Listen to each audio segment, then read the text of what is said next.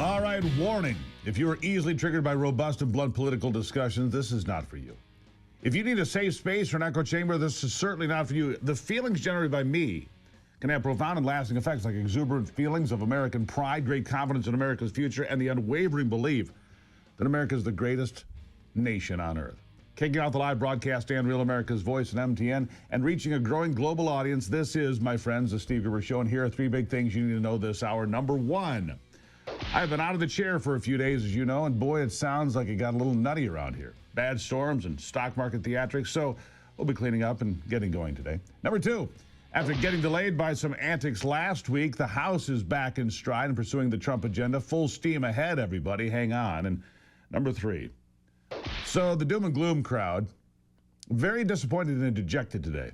Black Monday hit a giant anticlimactic wall. Black Monday didn't happen. Yeah, Jim Cramer.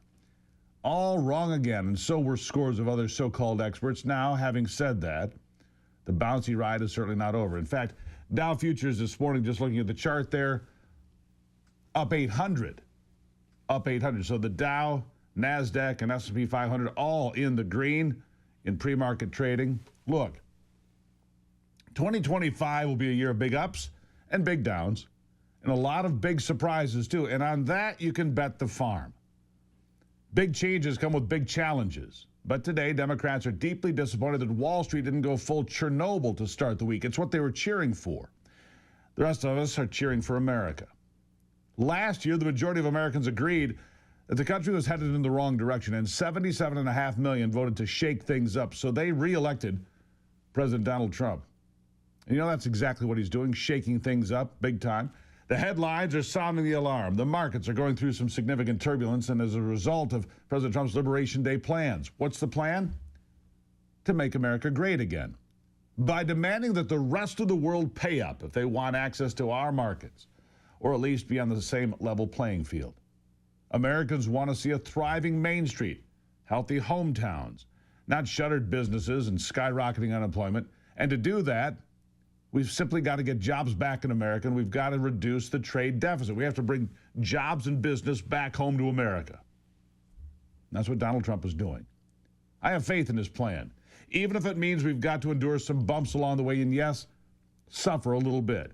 Keep in mind that the headlines are failing to paint the whole picture, which is very predictable, by the way, from the left.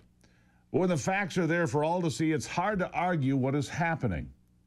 Treasury Secretary Scott Bessent wiped the floor with NBC's Kristen Welker when he pointed out that there's a lot more to the story than is being reported. Listen to this. Kristen, what I like is data.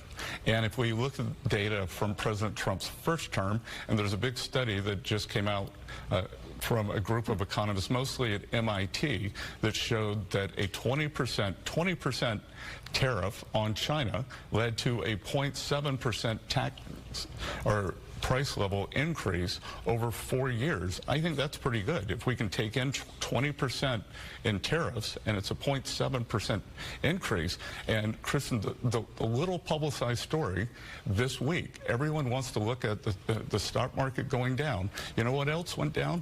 Oil prices went down almost 15% in 2 days, which impacts working Americans much more than the stock market does. Interest rates hit their low for the year, so I'm expecting the mortgage applications to pick up.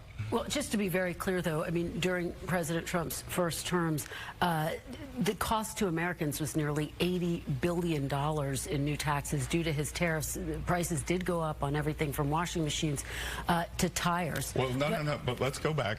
The aggregate number was 0.7, so we can discern the individual things. Also, households saw real net wages go up. So if wages go up faster than prices, which is not what happened over the past 4 years, that's why the bottom 50% got eviscerated. Bam. You see that?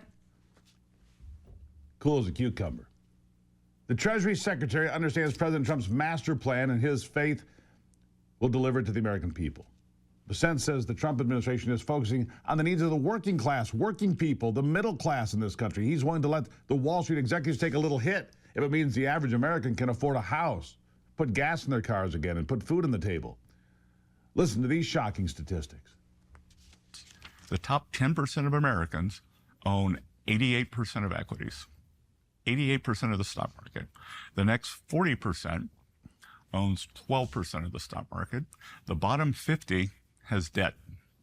Yeah. They have credit card bills, they rent their homes, they have auto loans, and we've got to give them some relief. We've got to give them relief. Now, if I remember correctly, and help me out if I'm wrong, but I think the popular slogan from the left has been, and still is, eat the rich. But now they're all in a tizzy that stockholders are in a panic? Weird. Sounds pretty hypocritical to me. We may very well be in a bear market. It's not the end of the world. We've seen this before. In fact, as recently as 2022, the market was not doing very well. The difference was that the administration at that time wasn't working overtime behind the scenes to secure the best deals for the American people on the global stage going forward like they are now. President Trump believes there's no better time to do the right thing than right now. We were going to have to confront our trade deficit at some point, and I trust that he's the man to do the job. Here's a bit more. Listen. We're going to have one shot at this, and no other president's going to do this, what I'm doing. And I'll tell you what, it's an honor to do it because we have been just destroyed, what they've done to our system. You know, we have $36 trillion of debt for a reason. And the reason is that people allowed it to get that way. So we'll be talking to China. We'll be talking to a lot of different countries. And I think, you know, if we can make a really fair deal and a good deal for the United States, not a good deal for others. This is America first. It's now America first. And we didn't put America first. We put America last. The people that were in the Oval Office put America last, and we're not going to stand for it. Nerves of steel. He sees the job that needs to be done, and he's going to do it until it's done right. He's not going to stop. This is a man who doesn't have to worry about trying to pander to the elites to win another term. He's diving headfirst into a high-risk, high-reward endeavor that could be the thing that puts America back on top to stay. Here's those nerves of steel I'm talking about. Listen to this.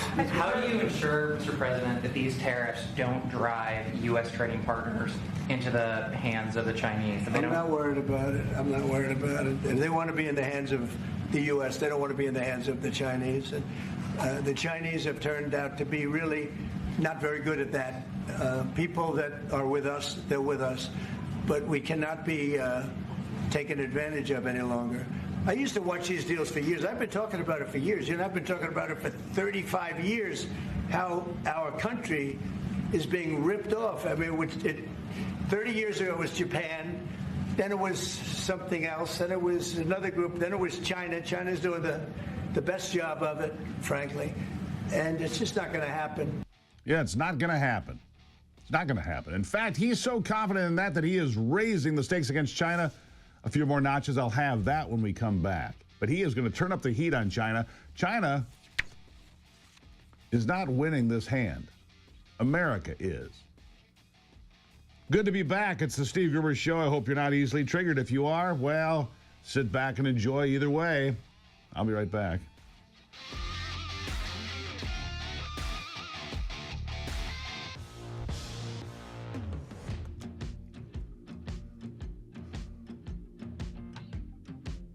How sad is it that these people sit there and root against this country? How sad is it that those on the left sit there and root against America? Cheer on a market crash. Oh, it'll be great for politics. Horrible for the American family, but great for politics. Looking across the board, the Dow Jones, the S&P, the NASDAQ, the Russell, the Nikkei, the Euro stocks, the DEC, right across the board. Green, green, green, green, green. Green. In fact, it looks like the Dow could be up 800 points today. You see, this is what putting America first looks like. And Donald Trump is raising the stakes against China. Everybody's trying to say, look, these tariffs are creating this worldwide problem. Not for us. Globally, yes. Stock markets are down globally. Hong Kong was down 13% to start the week. Their stock exchange, 13% down. But it's a big hit. And we've gone into bear territory on the S&P and the NASDAQ. We understand that, but now it looks like we're rallying back, adjusting. And Coming up in a little bit here, Nick Hopwood's going to join me. We're going to talk about this in detail, all right? Meanwhile, Donald Trump not stepping back, not laying down. In fact, he's going to raise the stakes on China. Listen to this. With China, as you know, against my statement, they put a 34% tariff on above what their ridiculous tariffs were already. And I said, if that tariff isn't removed by tomorrow at 12 o'clock, we're putting a 50% tariff on above the tariffs that we put on. So they've gone for years. They've become a rich country because of people, again, that were in the White House that allowed this to happen. Hundreds of billions of dollars a year they'd make on us on trade, and it shouldn't be that way. I think that would take the tariffs on Chinese-made goods to over 100%. 100%. You want things built in America? Do that to China. Things will be built here in America. By the way, the investment, while I was gone out of town on spring break with the kids, $7 trillion, the last number I saw, of new investment earmarked for the United States, car factories and other facilities, microchips, everything coming back to America. And look, Donald Trump clearly not messing around, and already deals being made, like I said, wins being handed to the American people. Listen to a former chief of staff for the president. Here it is.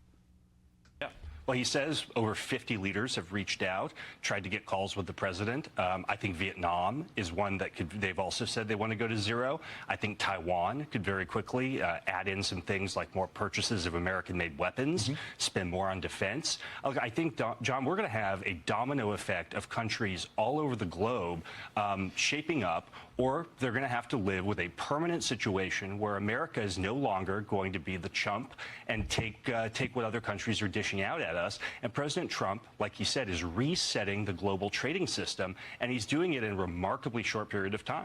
A remarkably short period of time. You know, I don't imagine that Donald Trump's biting his nails in fear. Look, it's early in the morning in Washington. He's up early every single day. Not in fear. No, he's working, and he's seeing the rewards of this calculated risk because he knows, and we know, that tariffs are just one piece of the puzzle for his America First agenda. The administration is slashing taxes, cutting back on regulations, weeding out waste, fraud, and abuse to lower government spending. That's key. Securing our borders, and it's all going to add up to one big economic boom. Trump 2.0 is all about going all in.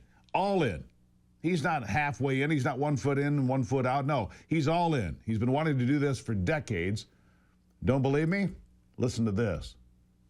And yet we let Japan come in and dump everything right into our markets and everything. It's not free trade. If you ever go to Japan right now and try to sell something, forget about it, Oprah. Just forget about it. It's almost impossible. They don't have laws against it. They just make it impossible. They come over here, they sell their cars, their VCRs, they knock the hell out of our companies. And hey, I have tremendous respect for the Japanese people. I mean, you can respect somebody that's beating the hell out of you, but they are beating the hell out of this country.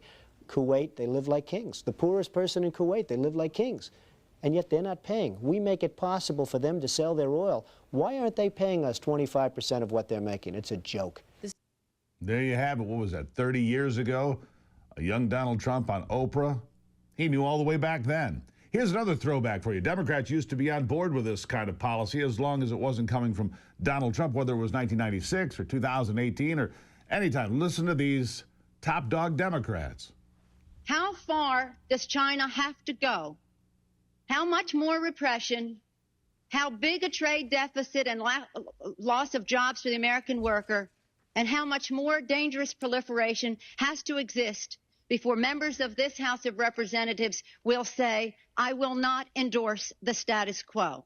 And if there's one message that I want our colleagues to understand today and our constituents is that on this day, your member of Congress could have drawn the line to say to the President of the United States, do something about this U.S.-China trade relationship that is a job loser for the United States. It's also proper for advanced economies like the United States to insist on reciprocity from nations like China that are no longer solely poor countries, to make sure that they're providing access to their markets and that they stop taking intellectual property and hacking our servers. And there you have it. That was Nancy Pelosi, by the way, 1996. Since that time, they've sold out or fallen victim to Trump derangement syndrome, whatever you want to call it. Not President Trump. He's standing up for what he knows is right. He's not shaken by the stock market's reaction. He's playing the long game to win for you and for me. Those who aren't as confident want to know if he's going to cave, but just yesterday he told reporters he's not considering any pauses. No pauses, no deals. That's right. This is the consistent message across the administration. It doesn't matter who you talk to there. We're in this all in. Trump is all in on putting America first. For the last several years, we've heard the left and the neocons beat the drums of actual war in Ukraine and elsewhere, yelling from the rooftops that the fight for so-called democracy hundreds of miles away was worth our dollars and our boots on the ground if it came to that. That was not true. They were willing to sell out the American people for literal war, but they don't have the stomach to handle a trade war? Give me a break. It's good to be back. It's good to see America back. Yes, the stock market's a little rattled. It's going to go up today. Some concern, sure. Hang in there, my friends. Hang in there. Have some faith. God bless America. We're doing this together, all of us. It's the Steve Gruber Show.